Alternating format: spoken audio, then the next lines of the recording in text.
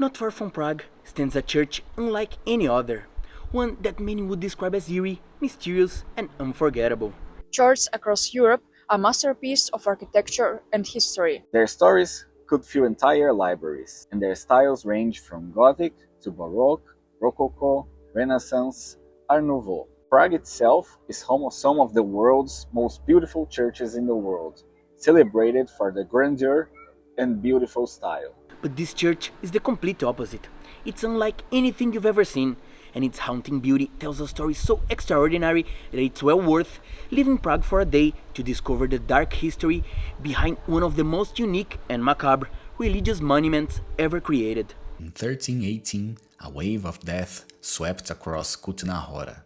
Today, this charming medieval town in the Czech Republic is one of the Central Europe's most captivating destinations. Famous for its Gothic architecture, its rich mining heritage, and one of the world's most extraordinary monuments, the Sedlec Ossuary, known as the Church of Bones. Visitors come from around the world to witness the haunting chapel, unaware that beneath its ornate decorations lies a centuries-long story of catastrophe, suffering, and the complex human response, and why not to say fascination, with death itself. But the Church of Bones is not simply a macabre tourist attraction or a curiosity. It's a physical manifestation of history, a monument built from the remains of over 40,000 peoples. Some estimates say that as many as 70,000, whose death spanned nearly 300 years of continuous tragedy. To understand this extraordinary place, we must journey back to medieval times and witness the disasters that filled its crypts. To understand the story of the Church of Bones, we must first understand Kutna Hora itself. For centuries, Kutna Hora was simply a modest settlement on Cistercian monastery lands near Prague. The Cistercian order had established their monastery there in 1142, but the region remained relatively poor and unremarkable. Everything changed in the 13th century when one of the Sedlec monks made a discovery that would transform not just the monastery, but the entire town. Silver was found on the monastery land. This was not a minor find, it was monumentally significant. The silver deposits were rich and abundant, turning the monastery fortunes around almost overnight. Kutna Hora exploded in growth and prosperity. By the 14th century, Kutna Hora had become one of the largest cities in the entire world, rivaling major European centers. At its peak, the city boasted approximately 80,000 inhabitants. Think about that for a moment. 80,000 people in a medieval Central European town, all drawn by the promise of wealth from silver mining.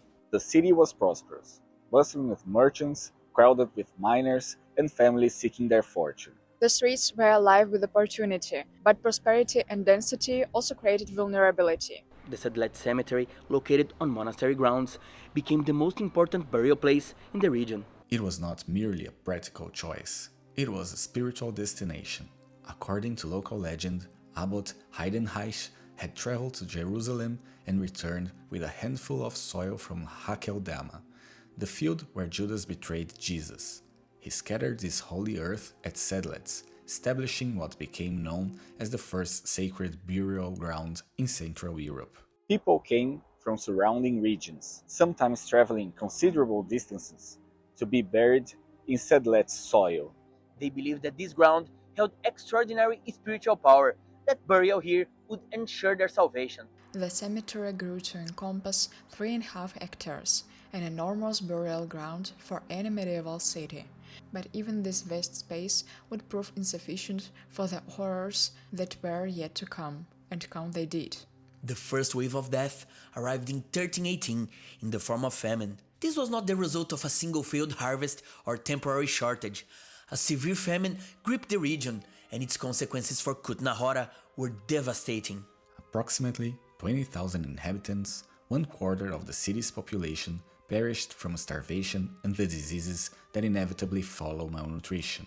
For those who lived through it, the famine was apocalyptic. Parents watched their children waste away. The strong weakened daily. Social order began to break down as desperation set in. The monastery, despite its wealth from silver, could not prevent nor stop the catastrophe. the dead came faster than they could be buried. Mass graves were dug at the cemetery's edge. Bodies were piled together, sometimes hastily, in a desperate attempt to dispose of the dead quickly enough to prevent disease and social collapse. Written records from this period barely mention these events. They simply note burials in front of the Sedlec's gate, but the archaeological evidence tells a far more vivid story. 30 years of relative recovery followed the famine. The city rebuilt, the silver mining continued, and the population got back to normal numbers. But then, between 1348 and 1350, catastrophe returned, far more horrifying than before. The Black Death reached Kutna Hora. The plague that devastated medieval Europe claimed approximately 30,000 lives in this single city over those 2 years. This was not a gradual dying. It was a sudden, overwhelming collapse. Historians had long believed that the plague had relatively minor impact on Bohemia and Kutna Hora specifically, but recent archaeological research has fundamentally changed our understanding of this. Between 2016 and 2023, archaeologists from the Institute of Archaeology of the Czech Academy of Sciences conducted an extensive excavation near the Sedlec Ossuary. They discovered 32 mass graves containing 1,861 skeletal remains, the largest set of medieval plague and famine burials ever examined in Europe. When these remains were anthropologically analyzed, the extent of the catastrophe became undeniable. The Black Death had not spared Kutna Hora, it has devastated it completely. Imagine the horror, 30,000 people dying in a city of 80,000, over 1/3 of the entire population. The sick lay dying in their homes, bodies accumulated faster than burial sites could be prepared. The stench of death permeated the streets, families were wiped out entirely, the normal order of society collapsed. People who had survived the famine 30 years earlier watched helplessly as another plague claimed their neighbors, their families, their loved ones. The cemetery expanded to accommodate the dead. The mass graves grew deeper and wider. Yet, still there was not enough space. In essence, Kutna Hora was becoming a city of the dead. If the medieval mind needed further proof that God's wrath was upon them, the 15th century provided it. Beginning in 1415, with the execution of religious reformer Jan Hus, Bohemia descended into religious and civil war. The Hussite Wars, lasting roughly from 1419 to the 1430s, tore through the Czech lands with brutal violence. Kutna Hora, as a wealthy and strategically important city, could not escape this conflict. The war's devastation came with the Battle of Kutna Hora on December 21st and 22nd, 1421, when more than 50,000 Hungarian and Austrian crusaders sent by the Holy Roman Emperor attacked the city and its Hussite defenders. The battle was fierce and destructive. The Gothic Cathedral of Our Lady of the Assumption and St. John the Baptist, one of the city's most magnificent buildings, was burned down. Local Cistercian monks were murdered. Approximately 10,000 people died in the conflicts surrounding Kutna Hora during this period. Soldiers, civilians, monks, families. Once again, the death toll was added to the Sedlec cemetery. Once again, mass graves were dug. Once again, the burial ground overflowed. By the 15th century, the Sedlec cemetery had reached a crisis point. The 3.5-hectare burial ground was literally running out of space. The medieval solution to this problem was very creative. The old graves would be exhumed, the bones would be carefully removed, and they would be stored within a sacred structure. That was how the idea of a chamber entirely devoted to the dead was born.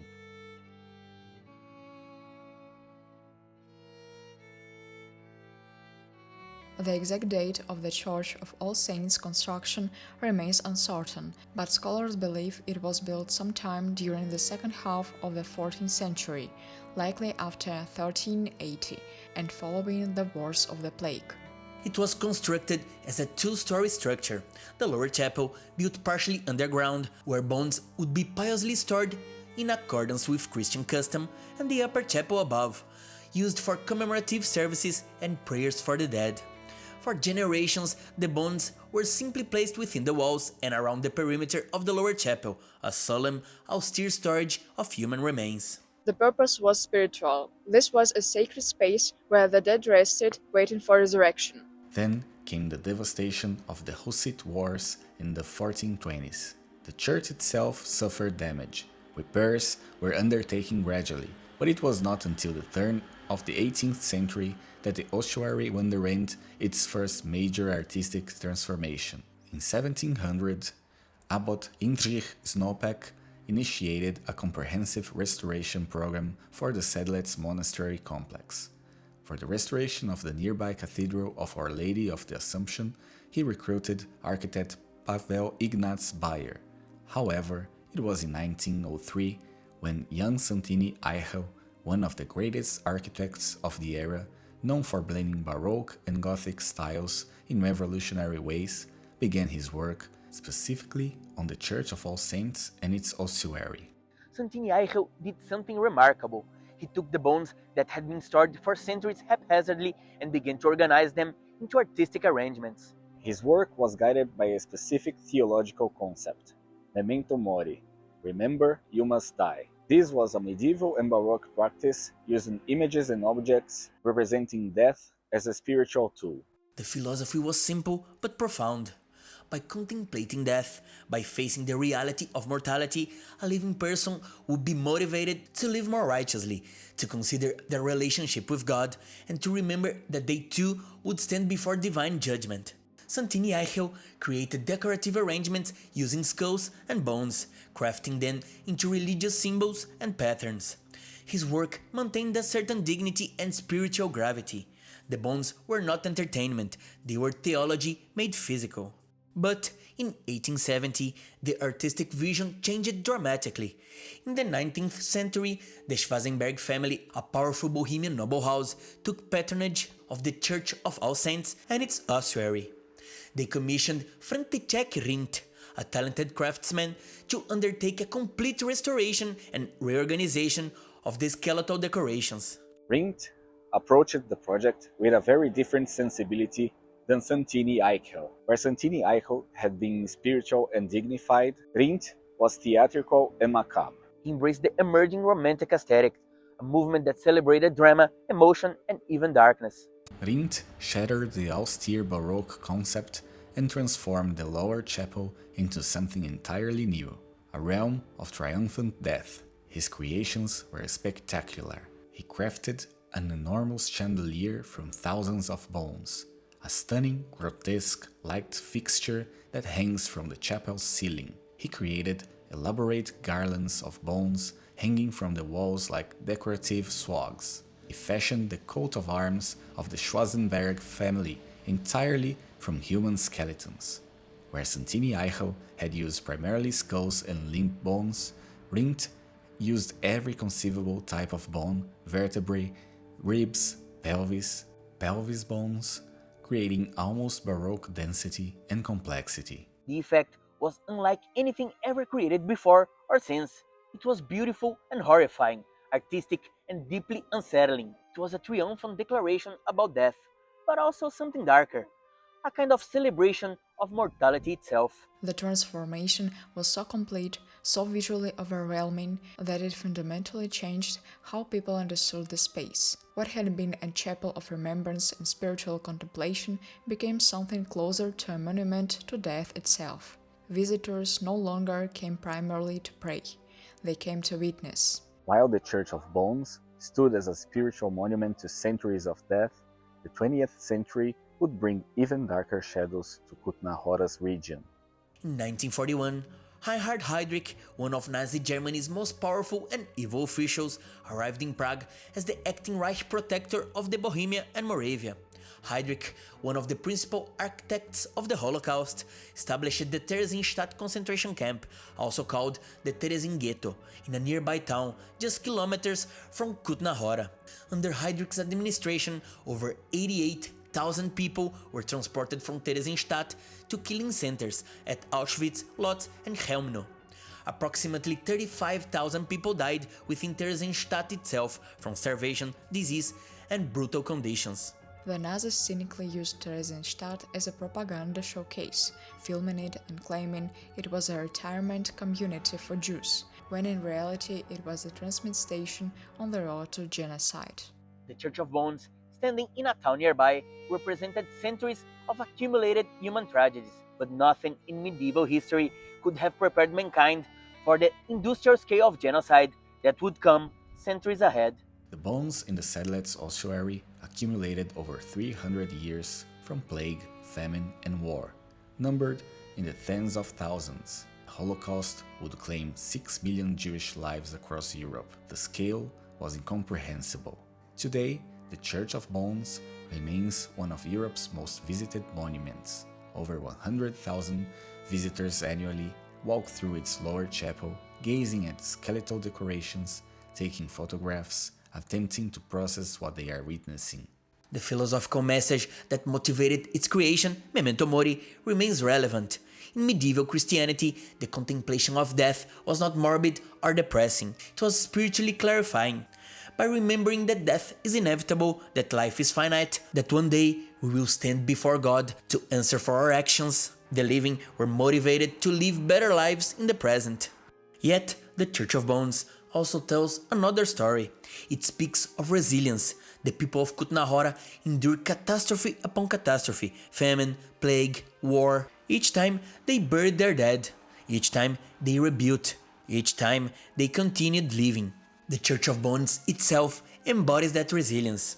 Rather than leaving the dead scattered and forgotten, they were gathered, honored, and organized into a sacred space.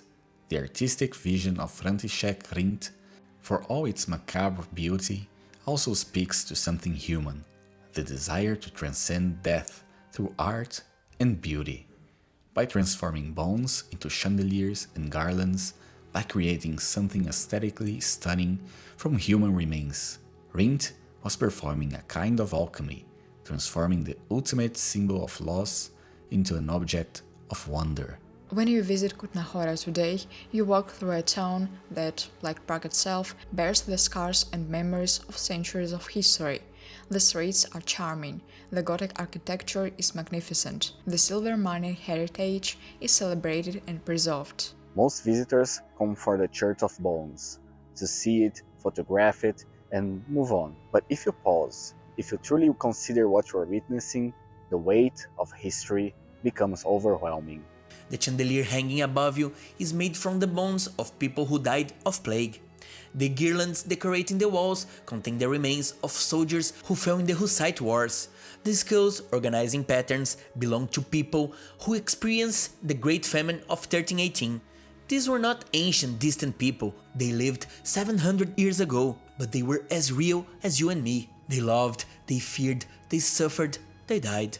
And their remains became art, a monument to both the tragedy of death and the resilience of the living. This is why the Church of Bones matters. It's not simply a curiosity or a place to thrill tourists with macabre imagery. It is a profound reminder on how communities process tragedy, about how societies honor their dead, about how art can transform loss into meaning. The Church of Bones stands today as it has for generations, a reminder that we are all temporary, that death comes for everyone, but that the lives we live, the connections we forge, and the beauty we create can transcend mortality itself. Perhaps the most important message of Memento Mori is not that we should fear death. On the contrary, we should live the best way possible, leaving something meaningful behind.